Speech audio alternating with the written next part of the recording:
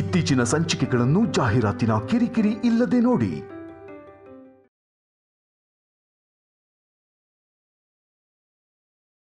ಆಗಿಲಿ ಪಕ್ಕದಲ್ಲಿರುವ ಅವನು ಇನ್ನು ಮುಂದೆ ನಾನು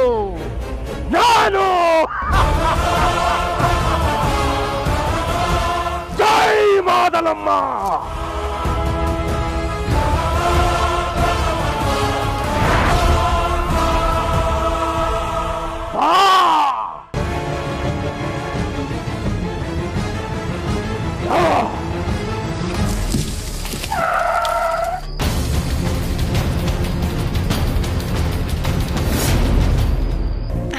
ಹೇಳಿ. ನಾನು ಅಂದ್ರೆ ನಾನು ಹೇಳ್ತೀನಿ, ಒಂದ್ ನಿಮಿಷ. ನೀನು ಅಂದ್ರೆ ನನಗೆ ತುಂಬಾ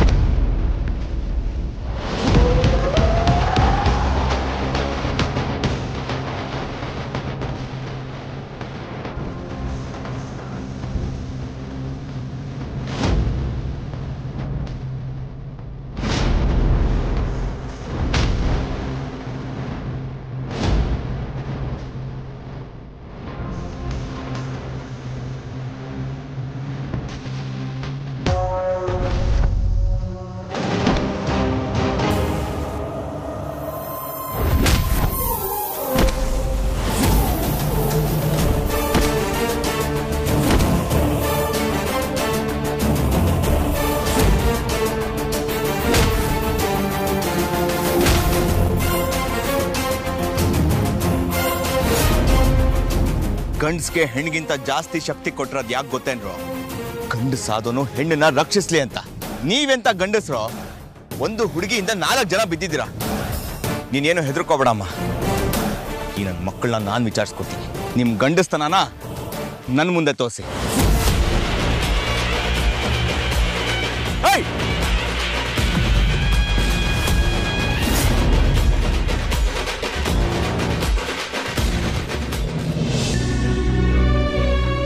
ನಾನ್ ನಿನ್ ಪ್ರೀತಿ ವಿಚಾರ ಹೇಳ್ಕೊಂಡಿದ್ಯಾ ಅನ್ಕೊಂಡ್ರೆ ಏನೇನೋ ಕತೆ ಹೇಳ್ತಾ ಇದೆಯಲ್ಲ. ಆ ಕ್ಷಣದಲ್ಲಿ ನಿನ್ಗೂ ಹೇಳಕ್ ಆಗದೆ ಇರ್ಬೋದು, ಅವ್ರಿಗೂ ಹೇಳಕ್ ಆಗದೆ ಇರ್ಬೋದು. ಹಾಗಂತ ಮನ್ಸಲ್ಲಿ ಇಟ್ಕೊಂಡು ಓಡಾಡ್ತಾ ಇದ್ಯಾ? ನೋಡು, ಸಮಯ ಸಂದರ್ಭ ನೋಡ್ಕೊಂಡು ಹೇಳ್ಬೇಕಿತ್ತು ತಾನೆ. ಹೇಳೋದಿಕ್ಕೆ ಅವರು ವಾಪಸ್ ಬರ್ಬೇಕಲ್ವಾ? ಏನೇ ಹೇಳ್ತಾ ಇದ್ಯಾ? 6 ತಿಂಗಳಿಂದ ಇಲ್ಲಿಂದ ಹೋದವರು ಅವ್ರು ಮತ್ತೆ ಬರ್ಲಿಲ್ವಾ? ಇಲ್ಲ ಕಣೆ, ಅವ್ರಿಗೋಸ್ಕರ ದಾರಿ ಕಾಯ್ತಾ ಇದ್ದೀನಿ.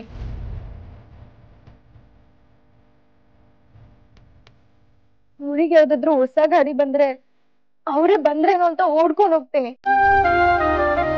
ಆದ್ರೆ ಅಲ್ಲಿ ಅವ್ರು ಬಂದಿರಲ್ಲ. ಅವ್ರು ಮತ್ತೆ ಬಂದೇ ಬರ್ತಾರೆ ಅನ್ನೋ ನಂಬಿಕೆಯಲ್ಲಿ ಕಾಯ್ತಾ ಇದ್ದೀನಿ. ಏನ್ ಗೊತ್ತಾ ಗಿರಿಜಾ, ಅವ್ರಿಗೋಸ್ಕರ ಕಾಯೋದ್ರಲ್ಲೂ ಒಂದ್ ನೆಮ್ಮದಿ ಇದೆ. ಕಾಯೋದೇ ಪ್ರೀತಿ ಅನ್ಸ್ಬಿಡುತ್ತೆ. ದಿನ ಅವ್ರು ಬರ್ತಾರೆ ಅಂತ ಅವ್ರಿಗೋಸ್ಕರ ಅಲಂಕಾರ ಮಾಡ್ಕೊಂಡು, ಅವ್ರಿಗಿಷ್ಟ ಅಂತ ಈ ಮಲ್ಗೆ ಹೂ ಮುಡ್ಕೊಂಡು ಅವ್ರು ಬರೋ ದಾರಿನ ಕಾಯ್ತಾ ಇರ್ತೀನಿ. ನೋಡ್ಗಿರ್ಜಾ, ಅವ್ರು ಒಂದಲ್ಲ ಒಂದಿನ ನನ್ಗೋಸ್ಕರ ಬಂದೇ ಬರ್ತಾರೆ. ನನ್ಗೆ ಇವಾಗ್ಲೂ ಅನ್ನಿಸ್ತಿದೆ, ಅವ್ರು ನನ್ನ ನೆನ್ಪು ಮಾಡ್ಕೊಂತಿದ್ದಾರೆ, ಅವ್ರು ನನ್ಗೋಸ್ಕರ ಬರ್ತಿದ್ದಾರೆ ಅಂತ ನನ್ ಮನ್ಸು ಹೇಳ್ತಿದೆ. ಹಾಗಂತ ಕಾಯೋದೇನೋ ಸರಿ, ಎಲ್ಲಾದ್ರೂ ವಿಚಾರಿಸ್ಬೇಕಿತ್ತಲ್ವಾ?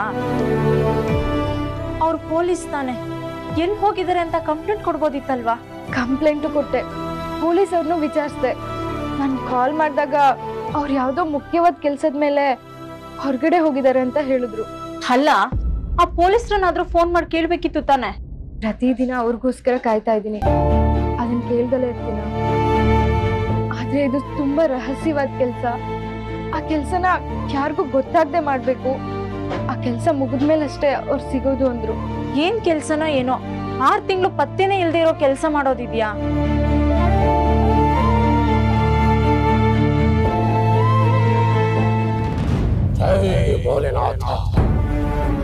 ಹೌದು, ದೇವರ ಕೆಲಸ, ಲೋಕ ಕಲ್ಯಾಣ ಕೆಲಸ, ಮಹಾ ಪುಣ್ಯದ ಕೆಲಸ.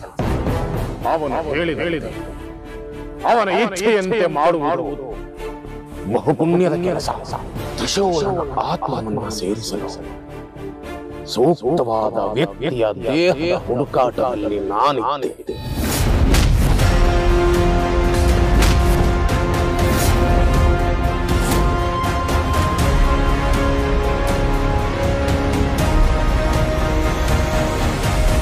ಅಭಯನನ್ನು ನಾನು ಕಂಡಾಗ ಇವನೇ ಸೂಕ್ತವಾದ ವ್ಯಕ್ತಿ ಎಂದು ನನಗನ್ನಿಸಿತು.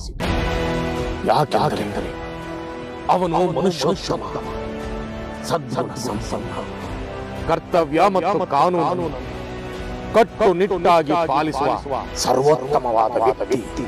ಅವತ್ತೇ ಅಂದುಕೊಂಡೆ, ಇವನಿಂದ ಮಾತ್ರ ಲೋಕ ಕಲ್ಯಾಣ ಮಾಡಲು ಸಾಧ್ಯವೆಂದು. ನಮ್ಮ ಹಾದಿ ಸುಗಮವಾಗಲು ಇವನಿಂದ ಮಾತ್ರ ಸಾಧ್ಯ. ತ್ರಿಶೂಲನ ಆತ್ಮವನ್ನ ಅಭಯನ ದೇಹ, ಅಭಯನ ಆತ್ಮವನ್ನ ತ್ರಿಶೂಲನ ದೇಹಕ್ಕೆ ಸೇರಿಸುವ ಕ್ರಿಯೆ ನಡೆಯಿತು. ಆದರೆ ಪರಮಾತ್ಮ ಆ ಕ್ಷಣ ನನಗೆ ಗೊತ್ತಿರಲಿಲ್ಲ.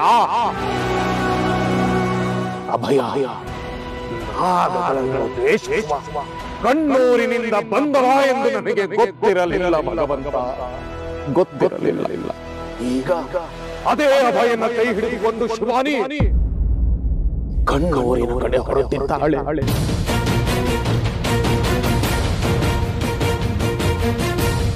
ಆದರೆ ಕೈ ಹಿಡಿದಿರುವ ಶಿವಾನಿ ನಾಗಲೋಕದಿಂದ ಬಂದಂತ ನಾಗಿ ಅಲ್ಲಿ ಏನು ಜರುಗುತ್ತಿದೆಯೋ, ಯಾವ ಅನಾಥ ಆಗಲಿದೆಯೋ, ತ್ರಯಂಬಕೇಶ್ವರ, ನಂದಿಕೇಶ್ವರ, ಭಗವಂತ, ಭೂತದೊಳಬಿತು ಭವಿಷ್ಯವನ್ನು ಬರೆಯುವ ಭದ್ರೇಶ್ವರ, ಅವರಿಗೆ ಏನೂ ಆಗದಂತೆ ಕೈ ಹಿಡಿದು ನಡೆಸೋ ಪರಮೇಶ್ವರ. ಜೈ ಭೋಲೆನಾಥ.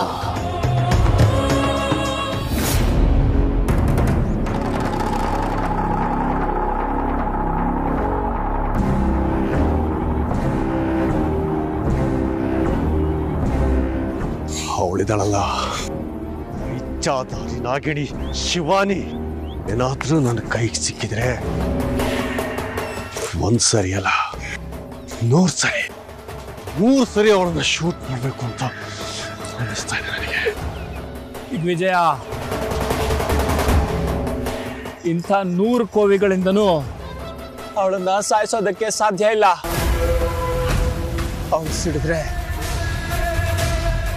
ಏಕಮೇವ ಶಕ್ತಿ ಅಲ್ಲ, ಸಹಸ್ರ ಶಕ್ತಿ. ಅವಳನ್ನು ಎದುರಿಸೋದಕ್ಕೆ ನಾನು, ನೀನು, ನಮ್ಮಂತ 1000 ಜನ ಬಂದ್ರು ಸಾಧ್ಯ ಇಲ್ಲ. ಹಾಗಾದ್ರೆ ಏನ್ ಮಾಡ್ಬೇಕು ಅಂತೀಯ ನೀನು? ನಮಗೆ ಒಬ್ಬ ಗುರುವಿನ ಸಹಾಯ ಬೇಕು. ಗುರುವಿನ ಸಹಾಯ? ನಮಗಿದ್ದವರು ತ್ರಯಂಬಕ ಗುರುಗಳು, ತಕ್ಷಕ ಗುರುಗಳು, ಹಾಗೆ ಬಾಬಾ. ಈ 3 ಜನ ತೀರ್ ಹೋದ್ರು. ಈಗ ಇದರಲ್ಲೇ ಗೊತ್ತಾಗಲ್ವಾ ಅವಳ ಶಕ್ತಿ ಎಂಥದ್ದು ಅಂತ? ನಮ್ಮ ಗುರುವಿನ ಸಹಾಯ ಇಲ್ಲದೆ ಮುಂದುವರಿಯೋದಕ್ಕೆ ಸಾಧ್ಯ ಇಲ್ಲ. ನಮಗೆ ಒಬ್ಬ ಗುರು ಬೇಕು ಅಂದಾಗ ಸಿಗ್ತಾರಲ್ಲ ಅವರಲ್ಲ ಗುರುಗಳು.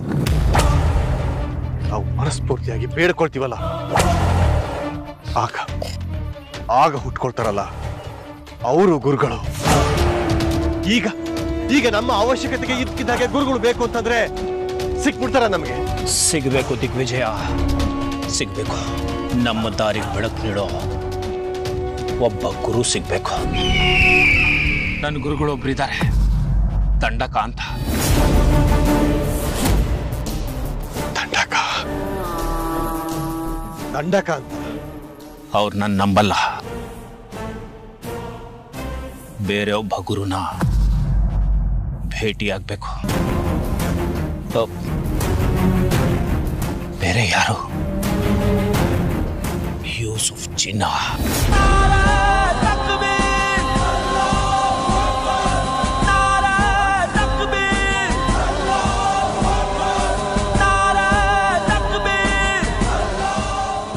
ಯೂಸುಫ್ ಜಿನ್ನಾ ಅವರೆಲ್ಲಿರ್ತಾರೆ? ಸೈತಾನ್ ಬಸ್ತಿ. ಸೈತಾನ್ ಬಸ್ತಿ.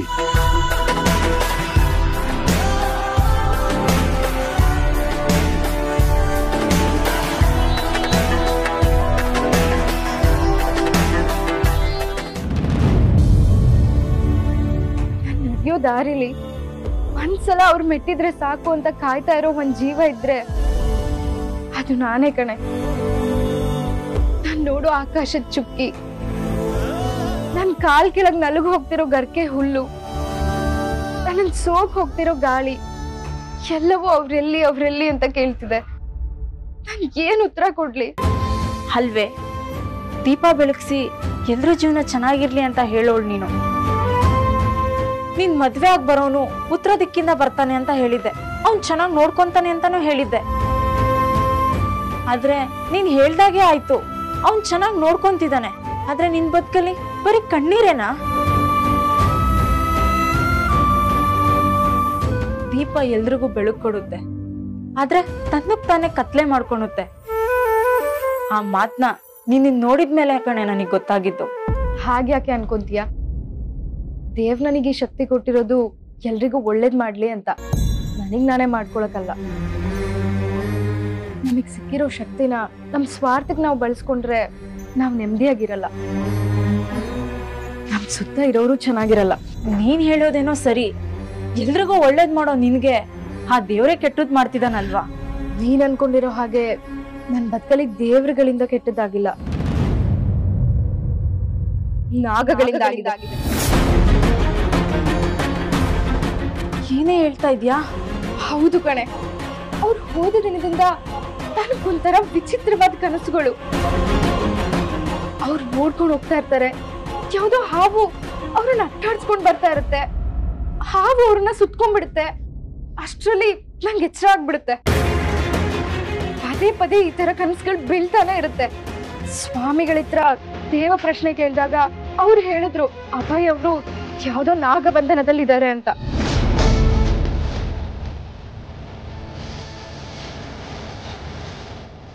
ಏನೇ ಇದು? ಈ ನಾಗಗಳು ಯಾಕೆ ಇವ್ರಿಗೆ ತೊಂದರೆ ಕೊಡ್ತಾ ಇದೆ? ಒಂದ್ ವೇಳೆ ಕಣ್ಣೂರಿನ ಜನ ನಾಗಳನ್ನ ಹೊಡೆದು ಸಾಯಿಸಿರೋದಕ್ಕೆ ಏನಾದ್ರು ಈ ತರ ಸೇರ್ ತಿರ್ಸ್ಕೊಂತಿದ್ಯಾ? ಗೊತ್ತಾಗ್ತಾ ಇಲ್ಲ. ಆದ್ರೆ ಒಂದಂತೂ ಸತ್ಯ, ನನ್ನವ್ರು ಕಾಣೆ ಆಗೋದಕ್ಕೆ ಕಾರಣ ಆಗಿರೋ ನಾಗಗಳು ಯಾವ್ದೇ ಆಗಿರ್ಲಿ, ನಾನಂತೂ ಸುಮ್ಮನೆ ಬಿಡಲ್ಲ.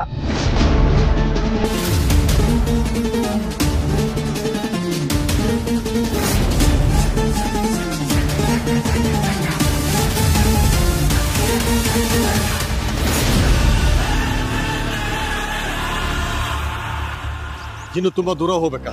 ಇಲ್ಲ, ಗುರುಗಳು ಹತ್ರ ಇದ್ದಾರೆ, ನಾವು ಗುರಿಗೆ ಹತ್ರ ಆಗ್ತೀವಿ.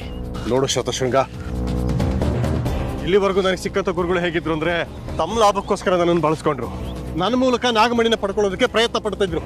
ಆದ್ರೆ ಇವ್ರು ಹಾಗಲ್ಲ ತಾನೆ? ಭಯ ಬೇಡ, ಇವರು ಅದ್ಭುತ ಗುರುಗಳು, ಮಹಾನ್ ಗುರುಗಳು, ಮೋಸ ಮಾಡೋರಲ್ಲ. ಇವರು ಬಂಗಾಳ, ಒರಿಸ್ಸಾ, ಚೀನಾ, ಬರ್ಮಾ ಮುಂತಾದ ಕಡೆಗಳಲ್ಲೆಲ್ಲ ಸುತ್ತಾಡಿ ಅದ್ಭುತ ಶಕ್ತಿಗಳನ್ನ ವಶಪಡಿಸ್ಕೊಂಡು ಬಂದಿದ್ದಾರೆ. ನೋಡು, ಇವರು ಮಹಾಶಕ್ತಿವಂತರು, ಮಹಾಮಹಿಮರು. ಇವರಿಂದ ತುಂಬಾ ಉಪಯೋಗ ಇದೆ. ಮತ್ತೆ ಅದ್ಯಾರೋ ದಂಡಕ ಗುರುಗಳು ಅಂತ ಹೇಳ್ತಿದ್ಯಲ್ಲ, ಅವರು? ನೋಡು, ನಾವು ಕೆಲವು ಗುರುಗಳನ್ನ ಕೆಲವು ವಿದ್ಯೆಗಳನ್ನ ಕಲಿಯೋದಕ್ಕೆ ಮಾತ್ರ ಉಪಯೋಗಿಸ್ಕೋಬೇಕು. ಗುರು ಅಂದರೆ ಆಲದ ಮರದ ಹಾಗೆ ನೆರಳು ಕೊಡ್ತಾರೆ, ಅನ್ನ ಕೊಡ್ತಾರೆ. ಆದರೆ ಅದ್ರ ಬುಡದಲ್ಲಿ ಯಾವ ಹೊಸ ಗಿಡನೂ ಬೆಳೆಯೋದಕ್ಕೆ ಅವಕಾಶ ಮಾಡಿಕೊಡಲ್ಲ. ಅರ್ಥ ಆಗಿದೆ ಅಂತ ಅನ್ಕೊಂಡಿದ್ದೀನಿ. ನಡಿ. ಶತ್ರು ಸತ್ತರು ಶತ್ರುತ್ವ ಸಾಯದು, ಸಾಯಬಾರದು. ತಾಯೇ ಮಾದಲಮ್ಮ, ಇಷ್ಟು ದಿನದ ನನ್ನ ಸೇವೆಗೆ, ನಿನ್ನ ಕಾಯುವಿಕೆಗೆ ಮುಕ್ತಿ ಸಿಗುವ ಕಾಲ ಬಂದಿದೆ ತಾಯೇ. ಮುಂದಿನ ದಿನಗಳಲ್ಲಿ ಎಲ್ಲವೂ ಸರಿ ಹೋಗಲಿದೆ ತಾಯೇ. ಕಣ್ಣಮ್ಮನ ದೈವತ್ವವು ನಿನ್ನನ್ನು ಸೇರಲಿದೆ ತಾಯೇ. ಅದಾಗಬೇಕು ಎಂದಾದರೆ ಅಮಾವಾಸ್ಯೆ ದಿನ ಘೋರ ಪೂಜೆಯಾಗಬೇಕು ತಾಯೇ. ಆ ಪೂಜೆಗೂ ಮುನ್ನ ನನ್ನ ಈ ದೇಹವನ್ನು ತ್ಯಾಗ ಮಾಡಿ ನನ್ನ ಆತ್ಮವನ್ನು ಬೇರೊಂದು ದೇಹಕ್ಕೆ ಸೇರಿಸಬೇಕು. ಅಂತ ಸೂಕ್ತವಾದ ದೇಹವನ್ನು ಕರುಣಿಸು ಮಾದಲಮ್ಮ, ಕರುಣಿಸು.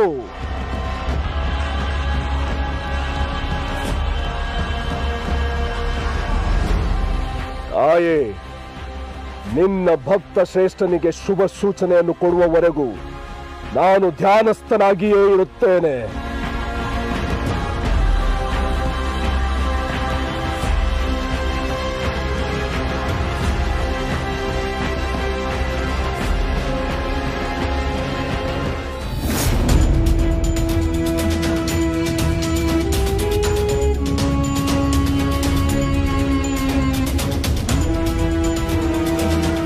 ಬಂದೆಯಾ? ಬಾ ಬಾ. ನಿನಗಾಗಿ ಎಷ್ಟು ಸಂವತ್ಸರಗಳಿಂದ ಕಾಯುತ್ತಿದ್ದೆ. ಬಾ ಆದಿಶೇಷ, ಬಾ.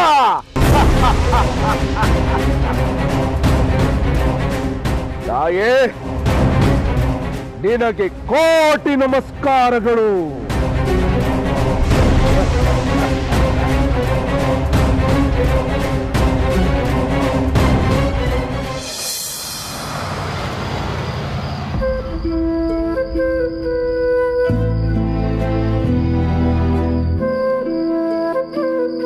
ಕೈಲಾಸೇಶ್ವರನ ಮೇಲಾಣೆ, ನಾಗಲೋಕದ ಮೇಲಾಣೆ, ನಾಗಮಣಿಯ ಮೇಲಾಣೆ, ಸದಾಕಾಲವೂ ನಿನ್ನ ಜೊತೆಯಾಗಿಯೇ ಇರುತ್ತೇನೆ. ಕ್ಷಮಿಸು. ಮುಂದಿನ ಜನ್ಮದಲ್ಲಿ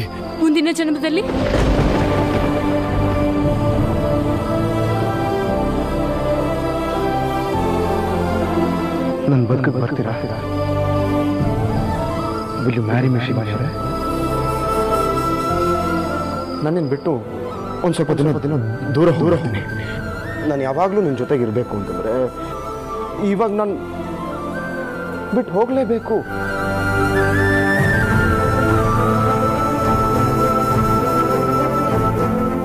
ಶಿವಾನಿ ಇಲ್ಲ ಅಂದ್ರೆ ತ್ರಿಶೂಲ್ ಇಲ್ಲ.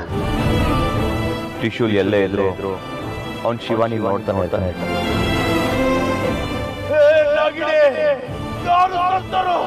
ನಿನ್ನವರು ನಿನಗೆ ದಕ್ಕುವುದಿಲ್ಲ. ನನ್ನ ಜೊತೆ ಅವರ ಮನಸ್ಸನ್ನು ಸಾಯಿಸುತ್ತಿದ್ದೇನೆ.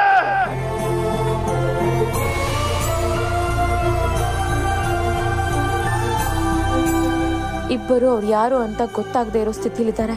ಆದರೆ ನನಗೆ ಚೆನ್ನಾಗಿ ಗೊತ್ತು, ಇಬ್ಬರಲ್ಲೊಬ್ರು ನನ್ನ ಆದಿಶೇಷ ಅಂತ. ಅವರು ಯಾರು ಅಂತ ಕಂಡು ಹಿಡಿಲೇಬೇಕು. ನನ್ನ ಸಮಸ್ಯೆಗಳಿಗೆ ಗೊತ್ತಿದ್ದೋ ಗೊತ್ತಿಲ್ಲದೇನೋ ಸಹಾಯ ಮಾಡಿದ ಅಭಯ್ಗೆ ನಮ್ಮಿಂದ ಮುಕ್ತಿ ಕೊಡಬೇಕು. ಯಾಕಂದ್ರೆ ಅವನಿಗೂ ಒಂದು ಬದುಕಿದೆ.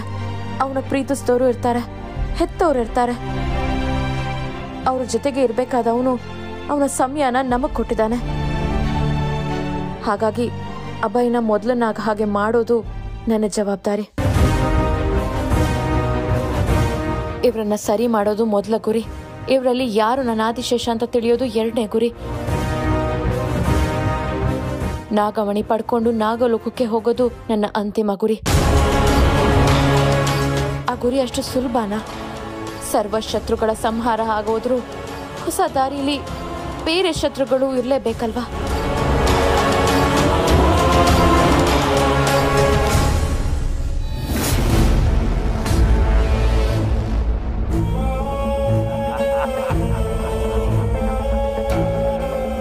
ತಾಯಿ ಮಾದಲಮ್ಮ, ಎಲ್ಲ ಸಮಸ್ಯೆಗಳಿಗೂ ಪರಿಹಾರ ಸಿಗ್ತಾ ಇದೆ. ನನ್ನ ಆತ್ಮಕ್ಕೆ ಹುಡುಕುತ್ತಿದ್ದ ದೇಹ ಅದೋ ಬರುತ್ತಿದೆ. ನಾಗಿನಿ ಪಕ್ಕದಲ್ಲಿರುವ ಅವನು ಇನ್ನು ಮುಂದೆ ನಾನು